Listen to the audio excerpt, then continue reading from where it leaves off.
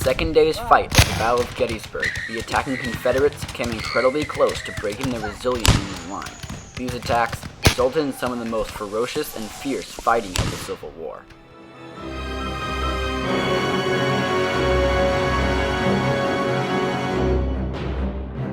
On July 1st, 1863, the Confederate Army of Northern Virginia, commanded by General Robert E. Lee, attacks part of the Union Army of the Potomac under General George Meade.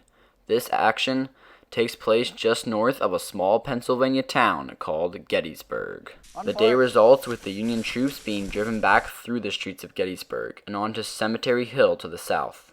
A defensive line soon forms with the arrival of 3 more Union Corps, and by the morning of the 2nd, all but one of the Union Corps have arrived. While the Union troops prepare their defenses, General Lee makes plans to attack them. Lee's plan calls for 2 of General James Longstreet's divisions, aided by one from A.P. Hill, to march south and launch a swinging flank attack on the Union forces. In addition, General Richard S. Ewell is to launch an attack on Culp's Hill to prevent Northern troops from shifting men south. During this time, unobserved by Confederate scouts, the Union 3rd Corps, commanded by General Daniel E. Sickles, moves into position on the far left of the Union line. Sickles, however, is not pleased with his position, so he moves his corps almost a mile forward and onto some slightly higher ground. Meanwhile, unaware of this shift, Longstreet's men continue their march south, but due to several delays, they do not reach their launch point until well after 3 o'clock. Tired from the march, Longstreet immediately sees that an attack as ordered is virtually impossible due to Sickles' advance. Longstreet is forced to alter the attacks, so they head almost straight east. He also gives orders for the divisions to attack one at a time. Then, at 4:30 p.m., General John Bell Hood's division steps off towards the Union line. Hood's division runs into Union troops in Devil's Den. Soon afterwards, Hood is struck by an artillery shell and is mortally wounded, leaving the division temporarily leaderless. Fire. Ready? Aim.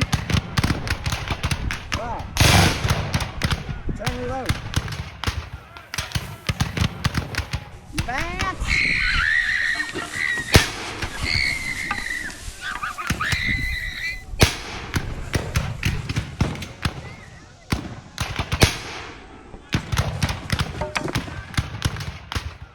Despite the loss of their commander, the Confederates eventually take Devil's Den and push on towards the Round Tops. This move endangers the entire Union Army of being flanked. Fortunately for the Union Army, Gouverneur K. Warren from the summit of Little Round Top realizes the threat to the Union Army. He then moves 2 brigades of the 5th Corps under Vincent and Weed into position on the east slope of Little Round Top. 10 minutes later, Confederate troops under General Law attack the hill.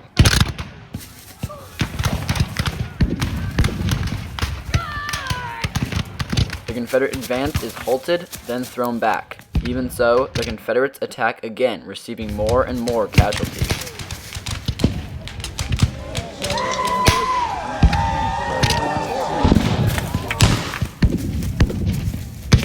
During this action, on the Union side, both Vincent and Weed are shot. Despite the setbacks, the Union troops continue to repulse the repeated Confederate attacks.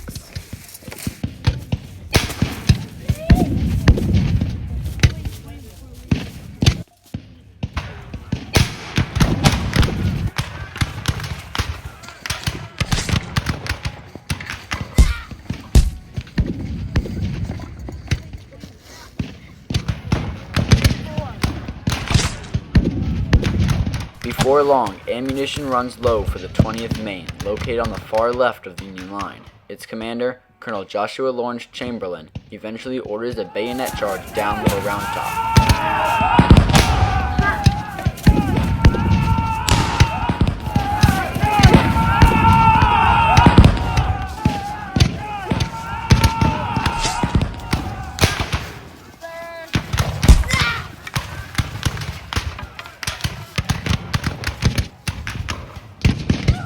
Union attackers drive the Confederates down the hill, and the fight for Little Round Top is over.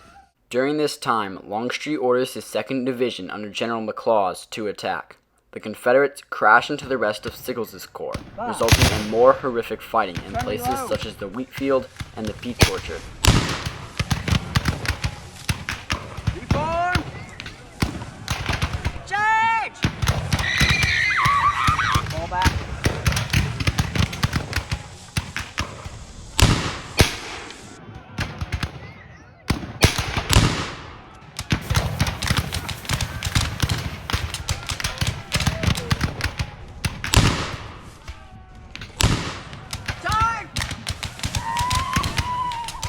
During this fighting, Sickles is hit in the leg by an artillery shell and is carried off the field mortally wounded. Without a commander, the 3rd Corps collapses and falls back to Cemetery Ridge with the rebels in hot pursuit. Confederate troops under Barksdale then attack the ridge but are forced back by Union reinforcements. By this time, Anderson's division of A.P. Hill's Corps has launched its attack on Cemetery Ridge. The Confederates eventually reach the top, having sustained heavy losses.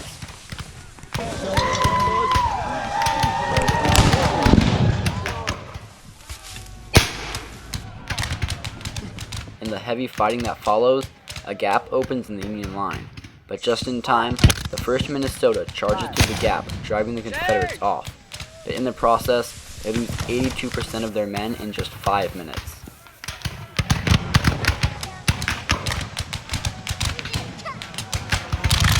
The attack continues, with Confederate troops almost breaking over the center several times. Eventually, however, they are driven back, and the Union center is secure.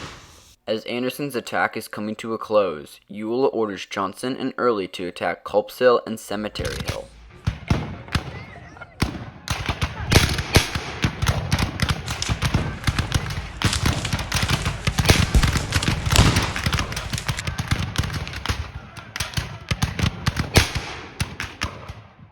Johnson's attacks on Culp's Hill are mostly pushed back by Union troops. Even so, he is able to capture a few Union trenches that had been abandoned by troops sent to help Sickles. During this action, Early attacks the 11th Corps on Cemetery Hill.